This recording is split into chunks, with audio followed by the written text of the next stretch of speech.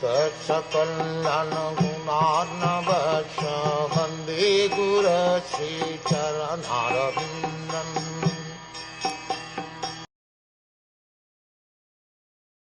My dear son, I have now explained in brief the Supreme Personality of Godhead, who is creator of the manifested worlds. Without him, Hari, the Lord, there are no other causes of the phenomenal and noumenal existences.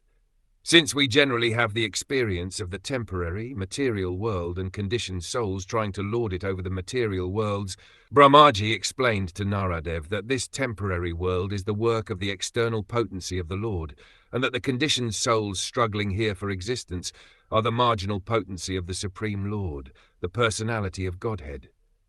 There is no cause for all these phenomenal activities but him, Hari, the Supreme Lord, who is the primeval cause of all causes. This does not mean, however, that the Lord himself is distributed impersonally. He is aloof from all these interactions of the external and marginal potencies. In the Bhagavad Gita it is confirmed that by his potencies alone he is present everywhere and anywhere. Everything that is manifested rests on his potency only, but he, as the Supreme Personality of Godhead, is always aloof from everything. The potency and the potent are simultaneously one and different from one another.